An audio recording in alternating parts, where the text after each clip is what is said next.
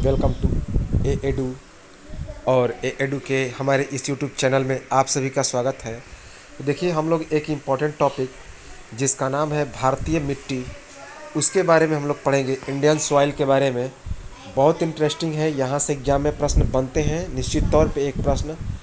तो चलिए हम लोग भारतीय मिट्टी के बारे में देखते हैं। मिट्टी को हम लोग मृदा भी कहते हैं, मिट्टी को मृदा भी कहते हैं। जो हमारे सतह की ऊपरी पार्ट होती है वो उसे ही हम लोग मृदा या मिट्टी कहते हैं। तो मृदाओं का वर्गीकरण 8 भागों में किया गया है। वैसे तो 12 भागों में, लेकिन मुख्य मृदा 8 ही होते हैं। तो मिट्टियों का वर्गीकरण 12 भागों में किया गया है। पहला है जलोढ़ मिट्टी, जिसे एलुवियल सॉइल या कछारी मिट्टी भी कहते हैं। दूसरा है लाल मिट्टी, रेड सॉइल।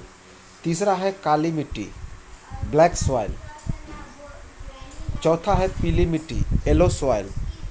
पांचवा है लेटेराइट या खुरदरी मिट्टी, जिसे हम लोग लेटेराइट सॉइल कहते हैं। उसके बाद है पर्वतीय मिट्टी, माउंटेन सॉइल।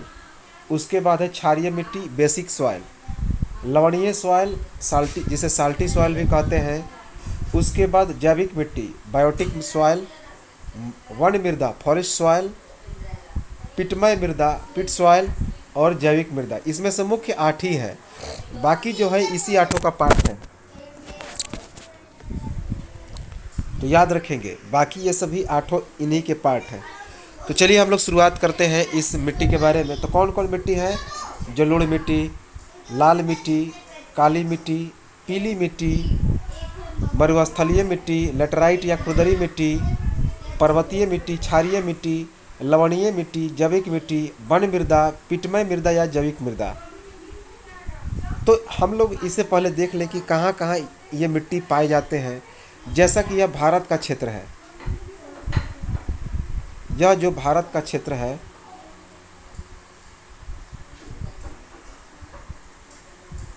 अगर इस इलाके की बात की जाए, जो कि भारत का सबसे उत्तरी इलाका है, वह पर्वतीय मिट्टी, चूँकि वहाँ पे विशाल बड़े बड़े पर्वत हैं, तो यहाँ पे पर्वतीय मिट्टी पाए जाते हैं।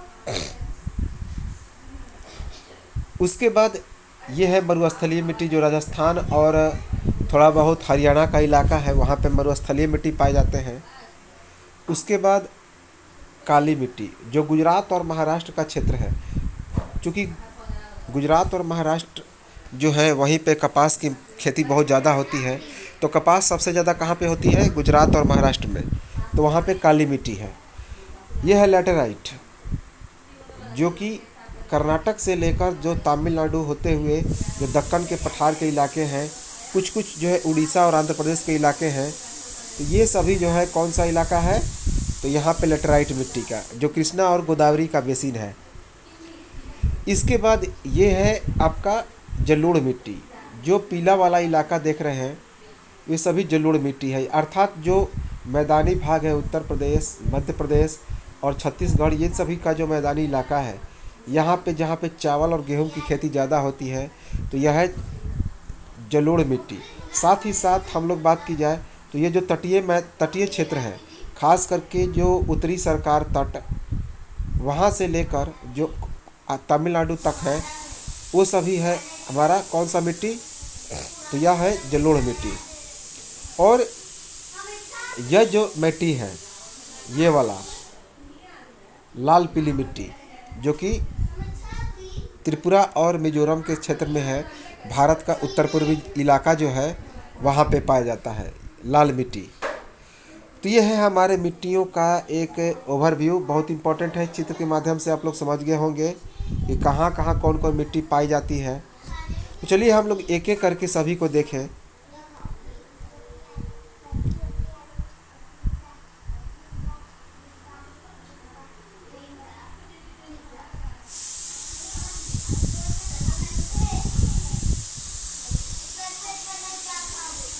तो सबसे पहले हम लोग देखें जलोढ़ मिट्टी या एलुवियल सॉइल। जलोढ़ मिट्टी या एलुवियल सॉइल, इसे ही हम लोग कछारी मिट्टी भी कहते हैं। कौन सा मिट्टी? कछारी मिट्टी। कभी कभी एग्जाम में इसे ही कछारी मिट्टी दे दिया रहता है, तो कन्फ्यूजन नहीं होना है, याद रखेंगे। अंग्रेजी वर्ड पे भी ध्यान देकर हम लोग एग्जाम दे सकते हैं। Alluvial soil. तो सबसे पहले देखते हैं हम लोग जलोढ़ मिट्टी, एलुवियल सॉइल। नदियों के द्वारा लाए गए अवसादों को ही हम लोग जलोढ़ कहते हैं। तो नदियों के द्वारा लाए गए अवसादों को जलोढ़ कहते हैं। यह मृदा विस्तृत रूप से फैली हुई है और यह देश की सबसे महत्वपूर्ण मृदा है। तो यह जो जलोढ़ मिट्टी है यह विस्तृत रूप से भारत में फैली है और देश की सबसे महत्वपूर्ण मृदा है। भारत का उत्तरी मैदान जलोढ़ मृदा से बना है।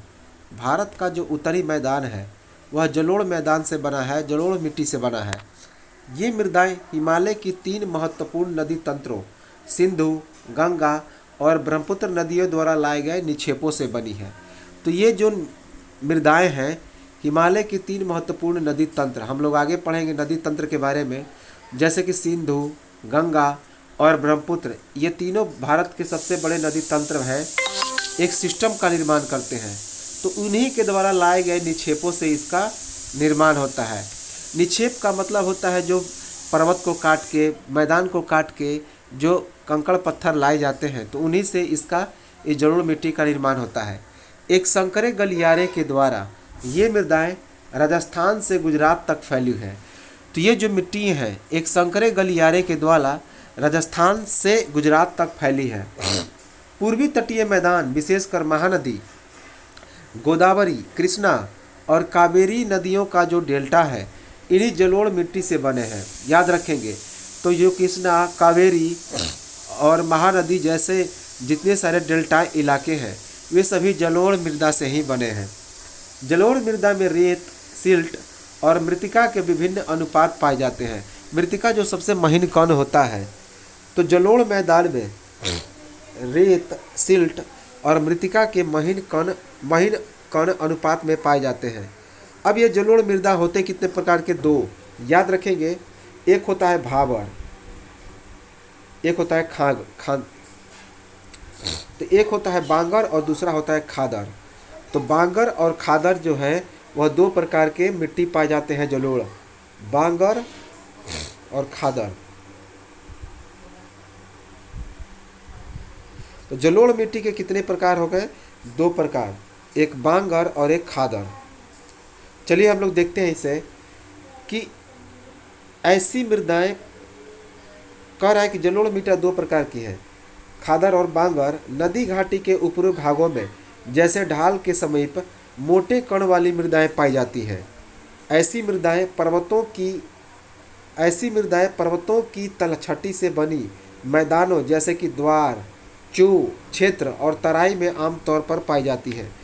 तो जो चू इलाका है जहाँ पे जल की मात्रा गंभीर दलदली इलाका होता है, और तराई जो वो इलाका होता है जहाँ पे नदियाँ गिरती हैं तो वहाँ पे कंकड़ पत्थर का इलाका बनता है, उसे तराई कहते हैं। जो जैसे कि हिमालय पर्वत का जो दम तली इलाका है वही तराई कहा जाएगा।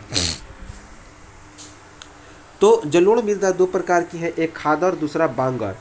नाम याद रखेंगे खादर और बांगर के बारे में। नदी घाटी के ऊपरी भाग में जैसे ढाल के समीप मोटे कण वाली मृदाएं पाई जाती हैं, याद रखेंगे मोटे कण वाली। जलोढ़ में ऐसी मृदाएं पर्वतों की तलछटी में बनी मैदानों जैसे द्वार, चू क्षेत्र और तराई में आमतौर पर पाई जाती हैं। कणों के आकार या घटकों के अलावा मृदाओं की पहचान उसकी आयु से भी होती है। तो जी एक प्रकार से हम लोग क्या देखते हैं कि कणों का आकार बड़ा है, छोटा है, तो उससे उस मिट्टी की पहचान करते हैं। लेकिन कणों के आकार या घटकों के अलावा भी मिट्टी की पहचान की जाती है, याद रखेंगे मिट्टी की पहचान की जा सकती है। अब देखिए पुरानी जलोढ़ जिसे बांगर कहते हैं, तो बांगर का मतलब होता है पुरानी जलोढ़ मिट्टी। यह जो पुरानी जलोढ़ मिट्टी है, और खादर का मतलब होता है जलोढ़ मिट्टी, नया जलोढ़ मिट्टी।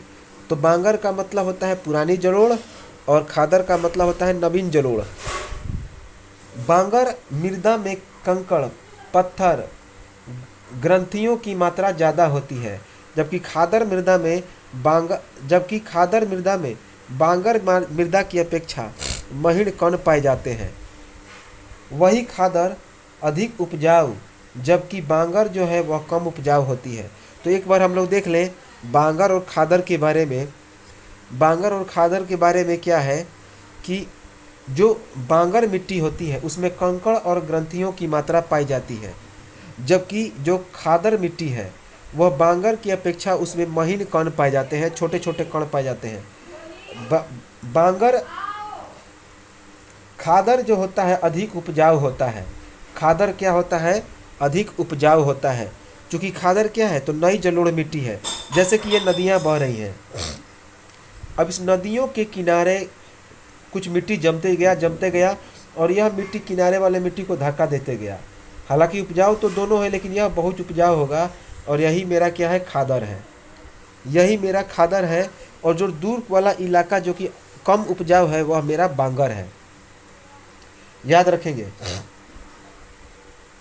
तो कणों के आकार या घटते घटकों के अलावा मृदाओं की पहचान उसके आयु से भी होती है। याद रखेंगे, उसके आयु से भी। अब आयु के आधार पर जलोढ़ मिट्टियाँ दो प्रकार की होती है। एक पुरानी जलोढ़ अर्थात बांगर और नवीन जलोढ़ अर्थात खादर। अभी हमने इस चीज़ को पढ़ भी लिया है, खादर और बांगर के बारे में। बांगर मृदा में कंकड़ ग्रंथियों की अपेक्षा ज़्यादा होती है, जबकि खादर मृदा में बांगर की अपेक्षा महीन कण पाए जाते हैं। तो खादर में बांगर की अपेक्षा छोटे छोटे कण पाए जाते हैं और इसलिए ये उपजाऊ होते हैं। भारत में सभी मिट्टियों में सबसे ज़्यादा कौन सी मिट्टी पाई जाती है, तो जलोढ़ मिट्टी, अर्थात यह 49.4% पर भूभाग पर पाई जाती है। वेरी वेरी इंपॉर्टेंट है। तो भारत में सभी मिट्टियों में यदि सबसे ज़्यादा मिट्टी पाई जाती है तो वह है जलोढ़ मिट्टी, जिसकी मात्रा 48.4% है भारत में। याद रखेंगे, 48.4%। जलोढ़ मिट्टी बहुत उपजाऊ होती है। जलोढ़ मिट्टी क्या होती है, तो बहुत उपजाऊ होती है। इसमें अधिकतर जो जलोढ़ मिट्टियाँ हैं वे पोटास, फास्फोरस और चूना युक्त होती हैं, अर्थात चूना में क्या होता है, कैल्शियम कार्बोनेट। तो अधिकांश जो जलोढ़ मिट्टियाँ हैं वे पोटास, फास्फोरस और चूना युक्त होती हैं, कैल्शियम कार्बोनेट युक्त होती हैं, जो इनको गन्ने, चावल, गेहूँ और मक्का और अन्य अनाजों सहित दलहन की फसल के लिए अधिक उपयुक्त बनाती है। याद रखेंगे, दलहन की फसल के लिए, क्योंकि जो दलहन की फसल होता है उसके जड़ों में एक ग्रंथियाँ होती हैं। उस ग्रंथियों में राइजोबियम नामक एक बैक्टीरिया पाया जाता है जो नाइट्रोजन फिक्सेशन का काम करता है। अधिक उपजाऊपन के कारण जलोढ़ मिट्टी वाले क्षेत्रों में गहन कृषि की जाती है और यहाँ जनसंख्या घनत्व से भी क्या है, अधिक है। जो जनसंख्या है तो 2011 के जो जनसंख्या घनत्व है उसकी भी जनसंख्या से इन क्षेत्रों में जनसंख्या ज़्यादा होती है। जैसे कि मध्य प्रदेश, उत्तर प्रदेश, बिहार, इन सभी इलाकों में क्या है, तो जनसंख्या घनत्व बहुत ही ज़्यादा है। चूँकि यहाँ की मिट्टियाँ कैसी हैं, तो जलोढ़ है जो कि बहुत उपजाऊ है। सूखे क्षेत्रों की मिट्टियाँ अधिक क्षारीय होती हैं। इस मृदाओं का सही उपचार और सिंचाई करके इनकी पैदावार बढ़ाई जा सकती है। तो याद रखेंगे, जो सूखे क्षेत्र हैं उनकी मृदाएं अधिक क्षारीय होती हैं और इन मृदाओं का सही उपचार और संचार करके इनकी पैदावार को बढ़ाई जा सकती है। अब हम लोग देखते हैं लाल पीली मिट्टी या पीला रंग। याद रखेंगे, तो लाल मिट्टी या पीला रंग मिट्टी याद रखेंगे, रेड सॉइल भी इसे कहते हैं या पीला मिट्टी या अर्थात येलो सॉइल भी कहते हैं। तो लाल मृदा दक्कन के पठार के पूर्वी और दक्षिणी हिस्सों में खादर रवेदार आग्नेय चट्टानों पर कम वर्षा वाले भागों में इसका निर्माण हुआ है। याद रखें कि अगर पूछा जाएगा कि लाल मिट्टी या पीले मिट्टी का निर्माण कैसे हुआ, तो लाल मिट्टी दक्कन के पठार के पूर्वी और दक्षिणी हिस्सों में रवेदार आग्नेय चट्टानों पर कम वर्षा वाले भागों में विकसित हुए हैं। याद रखेंगे कैसा है, तो आग्नेय चट्टान। लाल और पीली मिट्टियाँ उड़ीसा, छत्तीसगढ़, मध्य गंगा का मैदान और लाल रंग याद रखेंगे इन सभी इलाकों में पाया जाता है। तो लाल और पीली मिट्टियाँ उड़ीसा, छत्तीसगढ़, मध्य गंगा का मैदान, उसके दक्षिणी छोर पर और पश्चिमी घाट में पहाड़ी पद पर पाई जाती है। याद रखेंगे। तो यह पूछा जाएगा कि यह लाल मिट्टी या पीला मिट्टी का रंग कैसा है, तो जाहिर सी बात है लाल है और पीला है। अधिक जब जल सोखने की क्षमता हो जाएगी तो उसका रंग क्या हो जाता है, तो पीला हो जाता है। इम्पोर्टेंट है।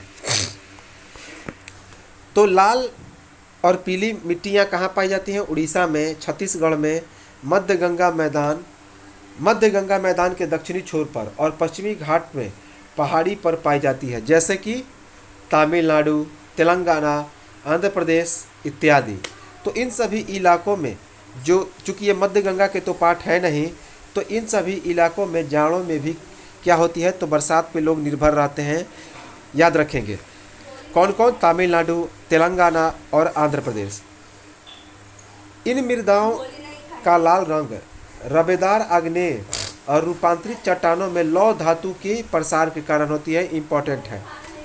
तो जो इन मिट्टियों का लाल रंग है वह रबेदार आग्नेय और स्थानांतरित चट्टानों में लौह धातु के प्रसार के कारण होते जा रहे हैं।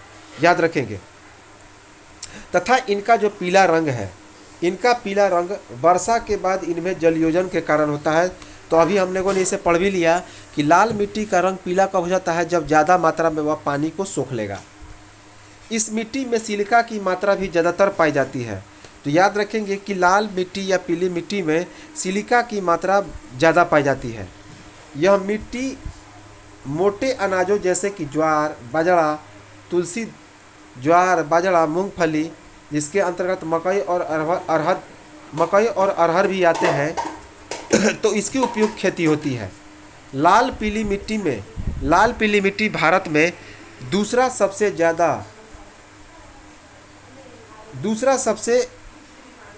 ज़्यादा जो है, अर्थात 18.6% पाई जाने वाली मिट्टी है।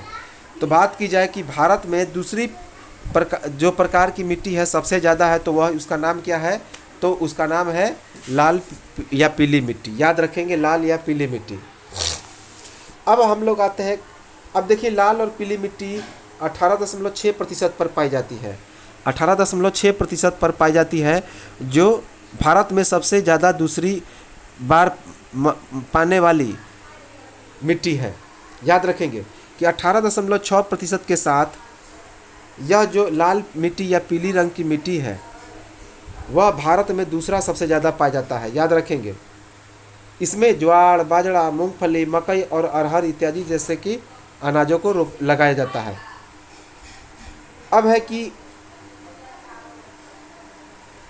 इसमें ह्यूमस, नाइट्रोजन और फास्फोरस की कमी होती है, इसीलिए यह कम उपजाऊ होता है। तो वेरी वेरी इंपॉर्टेंट है कि लाल या पीली मिट्टी में ह्यूमस, नाइट्रोजन और फास्फोरस की कमी होती है, इसी कारण यह कम उपजाऊ होता है। याद रखेंगे, कम उपजाऊ होता है। अब हम लोग आते हैं काली मिट्टी पर। वेरी वेरी इंपॉर्टेंट है, यहाँ से तो एग्जाम में प्रश्न निश्चित तौर पर बनेंगे ही बनेंगे। तो काली मिट्टी या ब्लैक सॉइल, काली मिट्टी या ब्लैक सॉइल। काली मिट्टी का रंग काला होता है, इस कारण इसे रेगूर मिट्टी भी कहते हैं। तो काली मिट्टी का रंग काला होता है, इस कारण इसे कौन सी मिट्टी कहते हैं? रेगूर मिट्टी। तो रेगूर मिट्टी, काली मिट्टी, कपासी मिट्टी, ये सभी किसके नाम है? तो काली मिट्टी के। याद रखेंगे। जलवायु और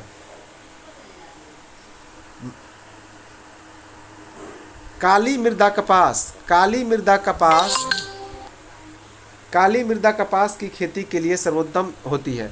अर्थात जो काली मिट्टी है, अभी हमने क्या बताया, तो ईंट या भट्ठी, ईंट को बनाने के लिए यह जो इस्तेमाल होता है सबसे ज़्यादा काली मिट्टी। तो ईंट बनाने के लिए तो हम लोग आगे देखेंगे लेटराइट मिट्टी को। तो काली मृदा कपास की खेती के लिए सर्वोत्तम होती है। जो काली मृदा है कपास की खेती के लिए बहुत उत्तम मिट्टी है। कई बार एग्जाम में यह पूछा जा चुका है। अब है कि जलवायु और जनक शैलों ने काली मृदा बनने में महत्वपूर्ण योगदान दिया। तो जो जलवायु है और जनक शैल है, उन्होंने क्या किया? काली मिट्टी के बनने में बहुत महत्वपूर्ण योगदान दिया। इस प्रकार की मिट्टियाँ दक्कन पठार बेसाल्ट क्षेत्र के उत्तर पश्चिम भागों में पाई जाती है। याद रखेंगे। तो इस प्रकार की जो मिट्टियाँ हैं कहाँ कहाँ पाई जाती हैं, तो दक्कन के पठार बेसाल्ट क्षेत्र के उत्तर पश्चिम भागों में पाई जाती है और और लावा जनक शैलों से बना है, लावा जनक शैलों से। इस कारण इसे लावा मृदा भी कहते हैं। तो कपासी काली मिट्टी को लावा मृदा भी कहते हैं। तो कितने नाम हो गए? रेगुर मिट्टी, लावा मिट्टी, कपासी मिट्टी क्योंकि कपास की खेत ज़्यादा होती है, काली मिट्टी, ये सभी नाम किसके हैं? तो काला मिट्टी के, काली मिट्टी के। भारत में तीसरी सबसे ज़्यादा अर्थात 15.2% भागों में पाई जाने वाली यह क्या है? तो मिट्टी है। कौन? काली मिट्टी। इम्पोर्टेंट है। तो इम्पोर्टेंट है कि जो इस प्रकार की मिट्टियां हैं दक्कन के पठार बेसाल्ट क्षेत्र के उत्तर पश्चिम भागों में पाई जाती है और लावा जनक शैलों से इनका निर्माण हुआ है। इस कारण इन्हें लावा मृदा भी कहा जाता है। क्या कहते हैं? लावा मृदा। भारत में तीसरी अर्थात 15.2% भाग पर यह मिट्टी पाई जाती है। वेरी वेरी इंपॉर्टेंट है। तो तीसरी सबसे ज़्यादा पाई जाने वाली भारत में मिट्टी कौन है? कपासी मिट्टी, काली मिट्टी। इंपॉर्टेंट है।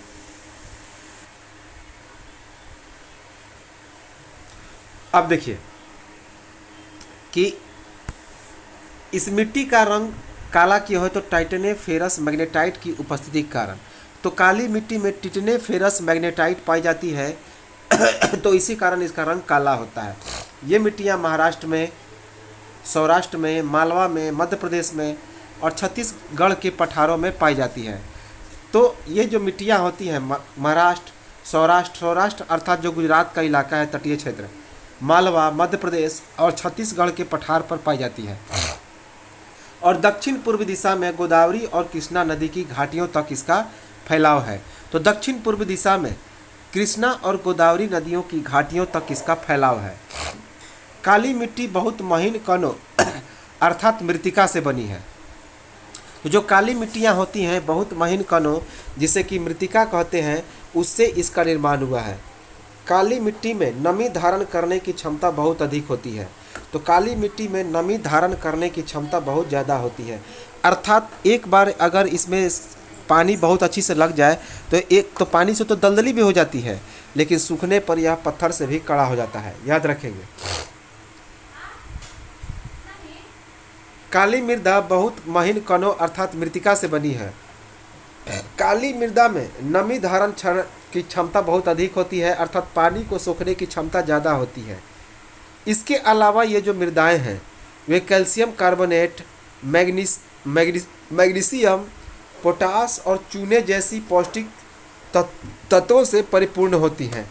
तो याद रखेंगे ये जो काली मिट्टी है वह कैल्शियम कार्बोनेट, मैग्नीशियम, पोटास और चूने जैसे पौष्टिक परिपूर्णों से क्या होती हैं? पौष्टिक तत्वों से परिपूर्ण होती हैं। लेकिन इसमें फास्फोरस की मात्रा नहीं होती। तो वेरी वेरी इंपॉर्टेंट है कि काली मिट्टी में किसकी उपस्थिति नहीं होती? तो फास्फोरस। याद रखेंगे फास्फोरस। गर्म और शुष्क मौसम में इन मृदाओं में गहरी दरारें पड़ जाती हैं। तो गर्मी के दिनों में हम लोग क्या देखते हैं कि बहुत लंबे लंबे गहरे दरार पड़ जाते हैं काली मिट्टी में और सूख कर कड़े हो जाते हैं। तो गहरी दरारें पड़ जाती है जिससे इनमें अच्छी तरह वायु का मिश्रण हो जाता है। याद रखेंगे। और गीली होने पर काली मिट्टी में दरारें भर जाती हैं और ये काफ़ी चिपचिपा हो जाता है। याद रखेंगे कि जब यह काली मिट्टी गीली हो जाएगा तो गीली होने के बाद काली मिट्टी में दरार पड़ जाता है और यह काफ़ी चिपचिपा हो जाता है। याद रखें, काफ़ी चिपचिपा हो जाता है।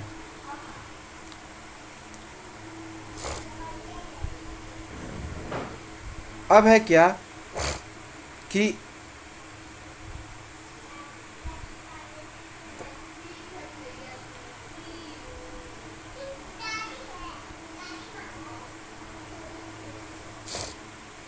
तो फास्फोरस की मात्रा कम होती है किसमें, काली मिट्टी में। और गर्म और शुष्क मौसम में इनमें दरारें पड़ जाती है और ये बहुत चिपचिपा हो जाते हैं, और इन्हीं कारण इन्हें जोतना बहुत मुश्किल हो जाता है। इन्हें जोतना बहुत मुश्किल हो जाता है, क्योंकि इतने कड़े हो जाते हैं, जिसके कारण जो जोतने वाली यंत्र हैं उसके दांत भी क्या होते हैं, तो अच्छे ढंग से काम नहीं कर पाते हैं। याद रखेंगे। अब है क्या कि गर्म और शुष्क मौसम में दरारें भर जाती है और ये काफ़ी चिपचिपा हो जाता है। तो जब गर्म और शुष्क मौसम होता है बारिश का समय, तो उस समय काली मिट्टी में दरारें पड़ जाएंगी, और दरारों के साथ साथ इसमें अच्छी तरह से वायु का मिश्रण भी हो जाता है। तो दरारें तो बनेंगे ही बनेंगे, साथ ही साथ ये जो चंकी पांडे हैं, तो जिसमें इनमें अच्छी तरह से वायु का मिश्रण हो जाता है। वायु का मिश्रण गीली होने पर काली मिट्टी में दरार भर जाता है और काफ़ी यह चिपचिपा हो जाता है, और इन्हीं कारणों से इन्हें जोतना बहुत ही मुश्किल है। इसकी वजह से काली मिट्टियों की जो जुताई है वह मानसून प्रारंभ होने की पहली बौछार से ही शुरू कर दी जाती है। इस मृदा में चावल की भी अच्छी खेती होती है, क्योंकि मानसून और नाइट्रोजन जो ह्यूमस है और नाइट्रोजन है उसकी भी इस मिट्टी में कमी होती है। याद रखेंगे, ह्यूमस और नाइट्रोजन की इस कपासी मिट्टी में कमी पाई जाती है। वेरी वेरी इंपॉर्टेंट है। तो गीली होने पर काली मिट्टी में दरारें भर जाती है और ये काफ़ी चिपचिपा हो जाते हैं, और इन्हीं कारणों से इन्हें जोतना बहुत ही मुश्किल है। इसकी वजह से काली मिट्टी जो है उसे जोताई मानसून प्रारंभ होने की पहली बौछार से ही शुरू कर दी जाती है। इस मिट्टी में चावल की भी अच्छी खेती होती है। तो याद रखेंगे, इस मिट्टी में भी चावल की अच्छी खेती होती है, क्योंकि इसमें ह्यूमस और नाइट्रोजन की कमी होती है। तो ह्यूमस और नाइट्रोजन की कमी होती है, इसी कारण इन क्षेत्रों में इस मिट्टी में चावल की भी अच्छी खेती हो जाती है।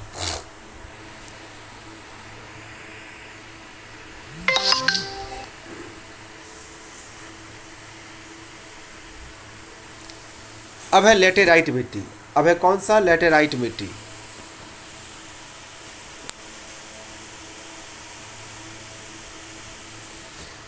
तो अब हम लोग देखते हैं लेटेराइट मिट्टी के बारे में।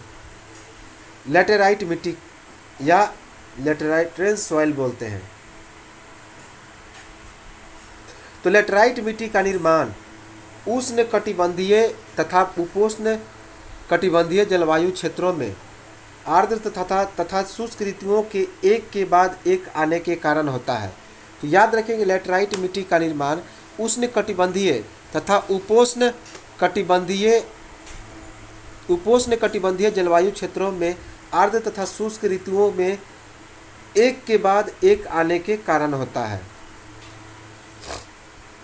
अब है कि यह भारी वर्षा में अत्यधिक निक्षालन अर्थात लीचिंग का परिणाम है। तो जब भारी वर्षा होती है तो निक्षालन होते रहता है, और उसी कारण जो बाद में जो चट्टान का रूप लेता है, तो उसी प्रकार से बना है यह लेटेराइट मिट्टी। लेटेराइट मिट्टी याद रखेंगे।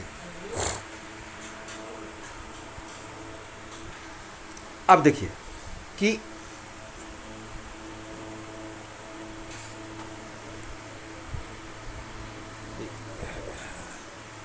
मृदा जो है वह मृदा संरक्षण की उचित तकनीक अपनाकर इन मृदाओं पर कर्नाटक, केरल और तमिलनाडु में चाय की कॉफ़ी उगाई जाती है। चाय और कॉफ़ी उगाई जाती है।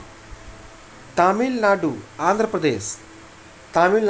प्रदेश, केरल, इन सभी की सीमा निर्धारित है वह।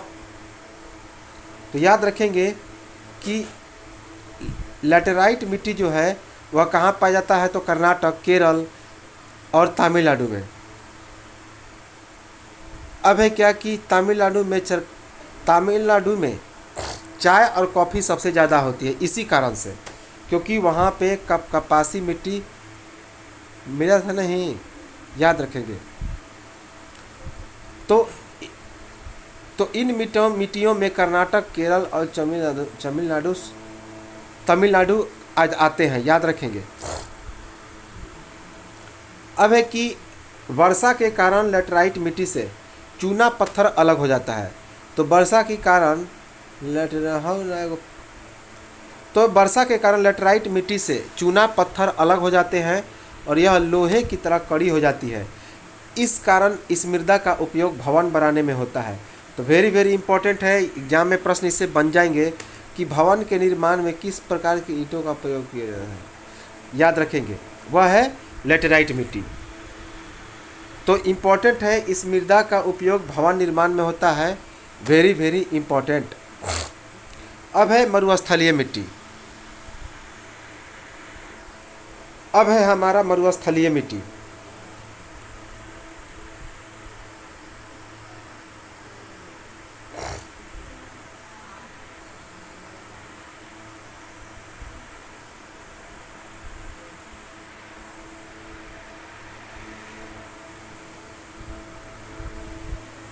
तो मरुस्थलीय मिट्टी क्या है?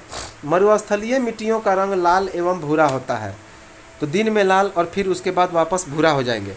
तो मरुस्थलीय मिट्टियों का रंग लाल और भूरा होता है। ये मिट्टियाँ आम तौर पर रेतीली भूमि एवं लवणीय होती हैं, याद रखेंगे। तो ये जो मिट्टियाँ होती हैं मरुस्थलीय मिट्टी, या तो ये क्षारीय होती हैं या फिर अम्लीय होती हैं। इनका रंग लाल और भूरा होता है, याद रखेंगे, लाल और भूरा। इसके बाद है मरुस्थलीय मिट्टी। और एक बात और याद रखेंगे कि इसमें लौह ऑक्साइड की परत होती है और इसी कारण भवन निर्माण में इसका उपयोग होता है। लौह अयस्क पाया जाता है, लोहे की तरह कड़ा हो जाता है और भवन निर्माण में इसका उपयोग होता है। किसका? लैटेराइट मिट्टी का। अब हम लोग आते हैं मरुस्थलीय मिट्टी। तो मरुस्थलीय मिट्टियों का रंग लाल और भूरा होता है। ये मिट्टियाँ आमतौर पर रेतीली एवं लवणीय होती हैं।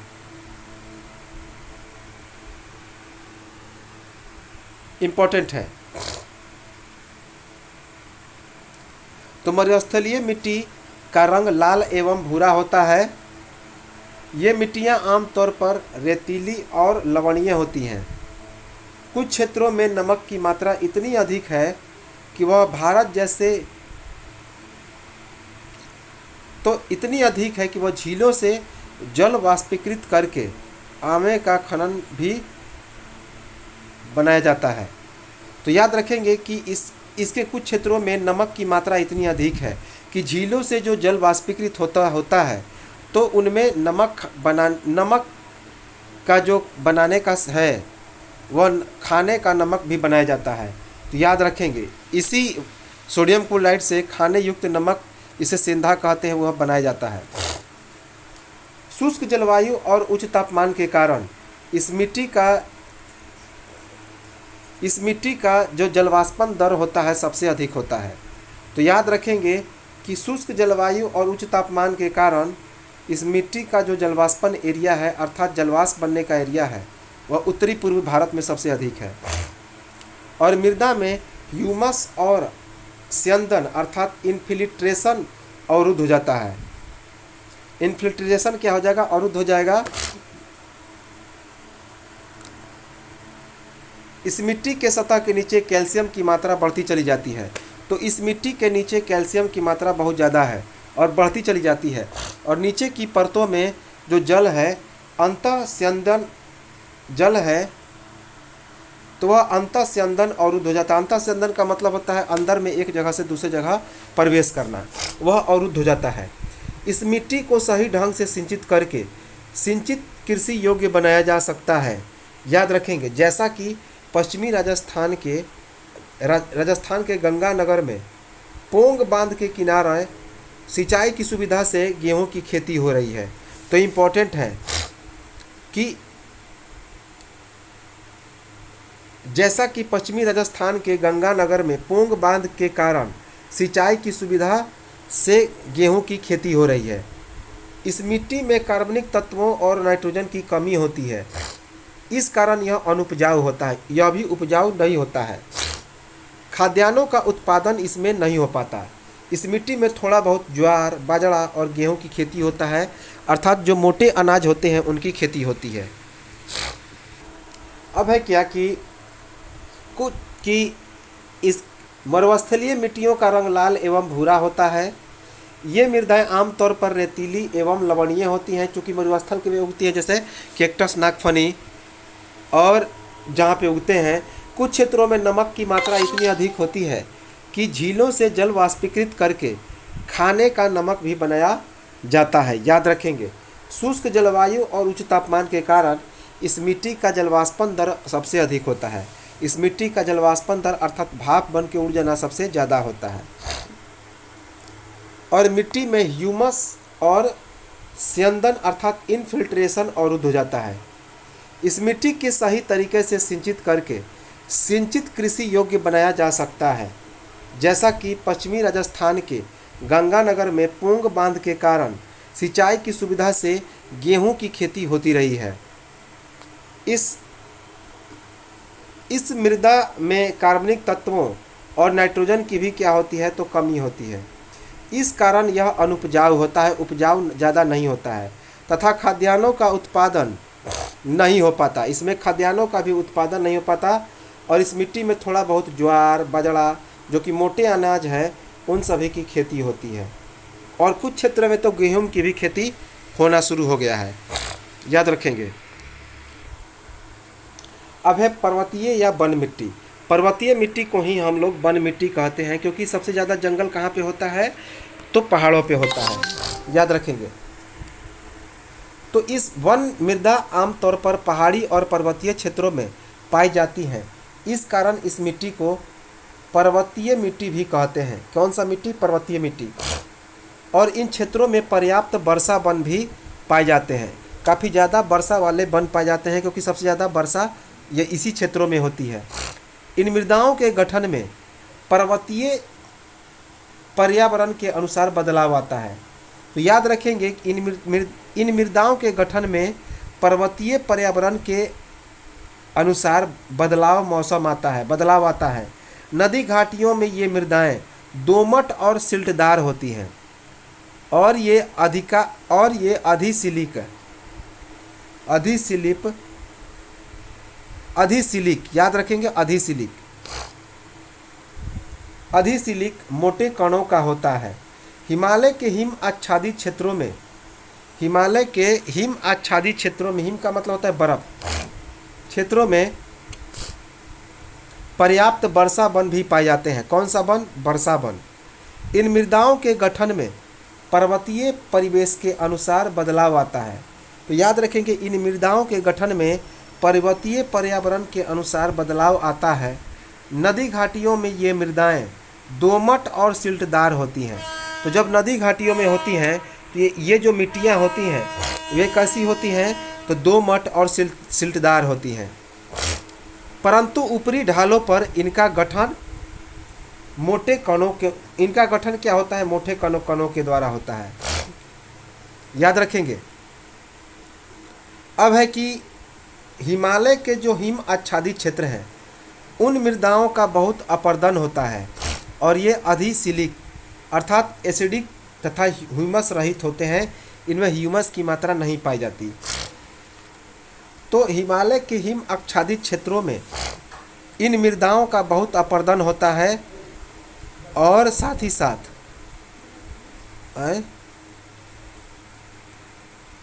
तो हिमालय के हिम आच्छादित क्षेत्रों में इन मृदाओं का बहुत अपर्दन होता है, और ये अधिसिलिक अर्थात एसिडिक मोटे कणों का होता है। याद रखेंगे। ये जो होते हैं मिट्टियाँ, इनमें ह्यूमस रहित होता है, अर्थात ह्यूमस की मात्रा बहुत 9 के बराबर होती है।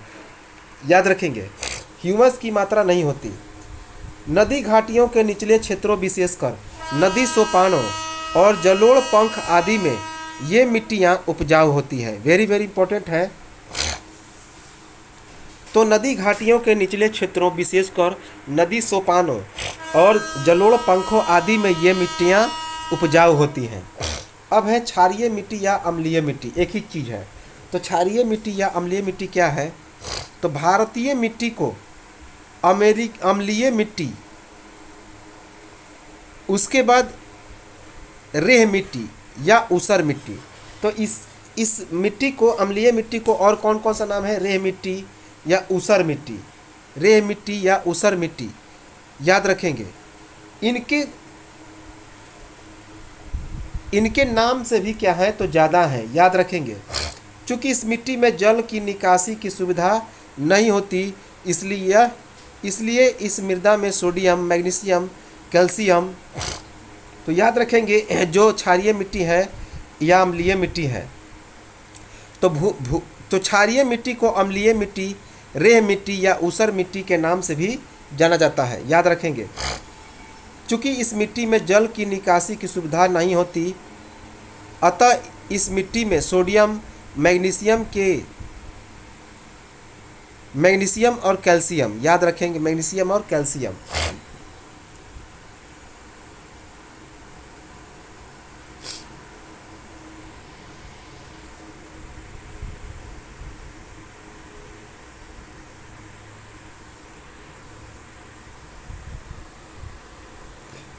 इम्पॉर्टेंट है। अब देखिए, क्षारीय या अम्लीय मिट्टी हो गया, हम लोग पढ़ लिए।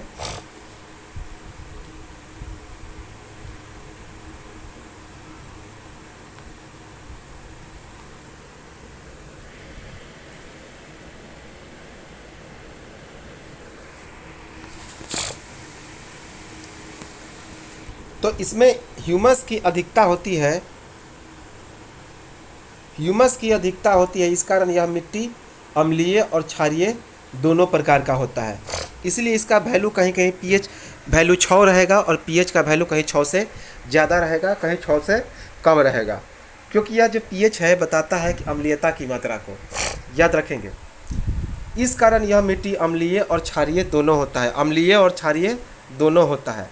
इस मिट्टी में नाइट्रोजन की कमी होती है, तो याद रखेंगे इस मिट्टी में नाइट्रोजन की कमी होती है और यह समुद्र तटीय मैदानों में निर्मित होता है। और इसका निर्माण कहाँ पे होता है तो समुद्र तटीय मैदानों में।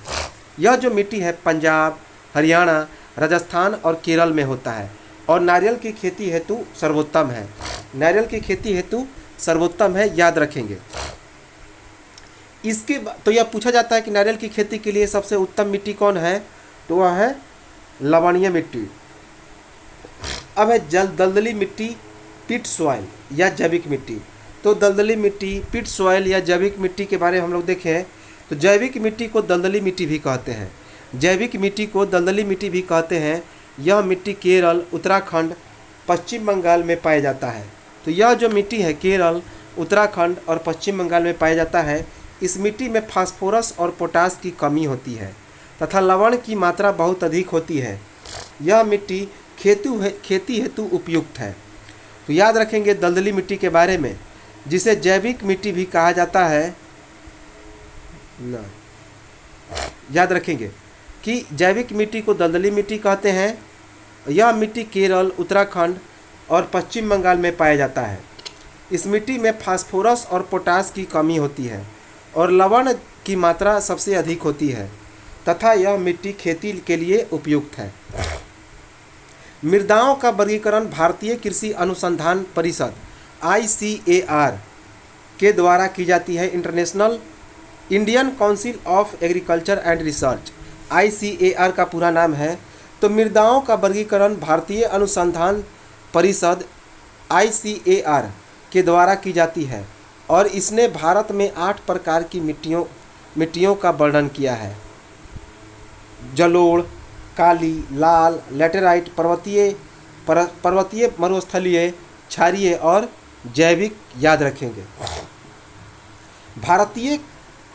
अब एक चीज़ और याद रखेंगे कि मिट्टी का अध्ययन क्या कहा जाता है तो पेडोलॉजी कहा जाता है, अर्थात मृदा विज्ञान। तो मिट्टियों के अध्ययन को हम लोग पेडोलॉजी या मृदा विज्ञान कहेंगे। भारतीय मृदा विज्ञान संस्थान, इंडियन लो साइंस इंस्टीट्यूट या फिर आपके बगल में जो पाए जाते हैं। तो याद रखेंगे कि मिट्टी का अध्ययन क्या कहा जाता है तो मृदा विज्ञान या पेडोलॉजी कहा जाता है, मृदा विज्ञान या पेडोलॉजी। भारतीय मृदा विज्ञान संस्थान, Indian soil science and institute, science and institute ISSI का मुख्यालय कहाँ पे है तो बंगाल में है, भोपाल में है। तो भारतीय मृदा विज्ञान संस्थान का मुख्यालय भोपाल में है, याद रखेंगे।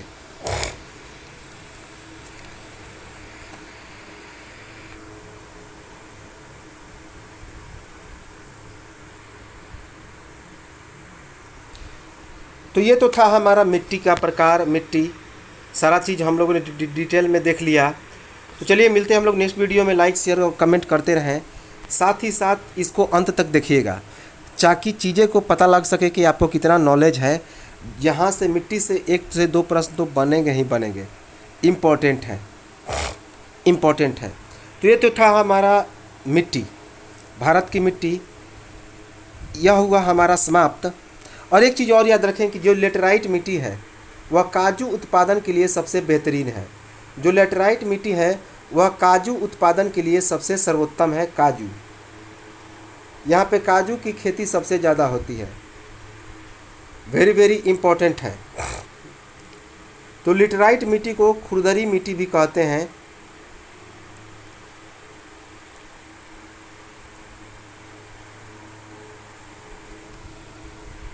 तो चलिए मिलेंगे हम लोग अगले वीडियो में और चर्चा करेंगे कुछ और फैक्ट को लेकर।